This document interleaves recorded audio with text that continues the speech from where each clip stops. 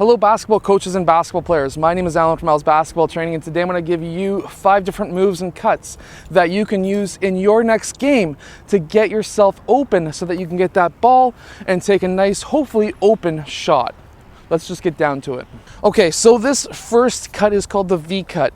It's very simple. Basically, it's the shape of a V. So you're going to be cutting down towards the low block. I always like to have my players show for a second, especially if they've got a player who is down here right now guarding them. They're going to show for a second, and then they're going to be popping out at a 45-degree angle, receiving the ball and hopefully having an open shot. Or they have created space so that when they have cut down, they've showed, and then they get the ball out here, maybe now they might have a chance to pass that ball off to a player who's cutting baseline, or maybe the point guard who passed it to him is cutting towards the net, and you can dump it off to him for a nice easy layup. There's a couple of different plays that can be ran out of the V cut. Next is the L cut. Very simply again, it's the shape of an L. So you're going to be cutting down the side of the key. You're going to be showing for a second, and then you're going to be popping out towards the wing, just like an L would be. And this can be done on both sides of the court, just the same as a V cut. Now, the idea behind this is what you would normally see in this play is when a point guard, if he passes the ball to a player who maybe just possibly did a V cut, he'll cut down. If he's not open, then he'll pop out. And now what you might have, and this is one of the main things that you'll see in the triangle offense, where now we'll have a player in the low post, player at the free throw line extended, player in the low corner, where now he might be open to take that shot. Maybe his defender has left him to go and defend the low post player. Maybe the low post player is Shaq, who is very good in the low post. Whatever it may be, there's different scoring opportunities that come out of the V cut as well as the L cut. Next is going to be a move that you see a lot of post players or forwards use in the game. Okay, so this move in this cut is called the high post cut. So some coaches will say it's just from the low block, you're cutting up or you're popping up towards the high post. Personally, sure, you can call that it, but how I like to do it is, let's say we have a forward who's out on the wing, and what he's doing now is he's going down towards the low block, pushing off just a bit, and then cutting towards the high post. This is how I like to instruct the high post cut. The reason is if you're a forward down in this corner, and let's say there's a point guard up where you are right now, he's gonna push down or cut down, push off just a bit so that he doesn't get the foul. He's gonna pop up here, and he can take that shot, or he might be able to pop it down low towards the low post player on the opposite side of the key.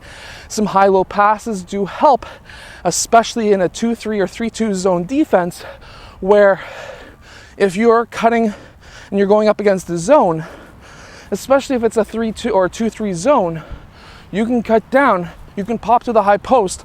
Not many players will readily guard you in the high post when you're cutting there, especially in a zone, so you can get that ball. That's going to bring up the middle defender, and at this point, if your low post player on that side has inside position on that wing defender, he can seal him, and now you have a nice easy basket for your low post player, and you can get yourself an assist and your big man some points.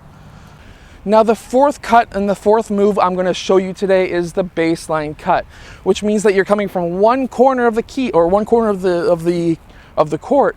You're cutting along the baseline, which is the end line, and you're popping out towards this side. Sometimes when you use a cut like this, you can have your post players set screens for you, so that now, let's say you've got a double post. And you've got a post player here, but you've got a post player here. You're cutting across, and now you could even, instead of just doing a regular cut across the baseline, you could do kind of a weave in between your post players, and you can pop out over top of that guy. So you went underneath that post player, he set a screen on your man, now you're going over top of this post player, which is now allowing you to have a double staggered screen or a double screen, so that now when you pop out, you could be wide open for that shot. This is a great strategy to run, whether or not the offense allows for it.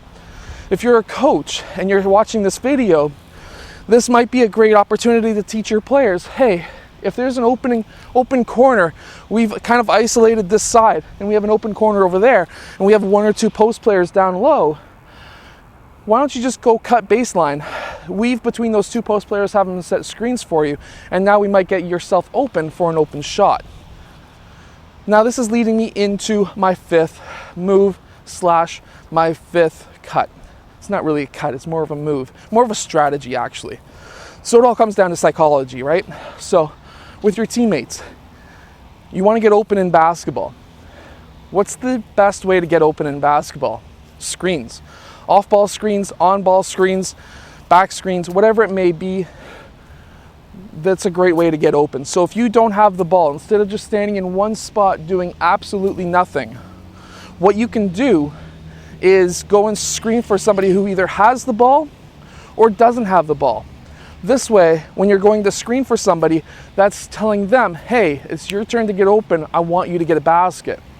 And what you're hoping for later on in life, maybe in a game or maybe in crunch time and you need to get a good or a quick basket, that player says to himself, hey, he screened for me earlier, maybe I'll go screen for him now to get him open for the game-winning shot. Anyways, I hope that this video has helped you become a better basketball player. If it has, hit that like button, subscribe. Let us know in the comment section below if you have any thoughts on future videos for me to make. And I will see you guys again tomorrow for another twice a day basketball video.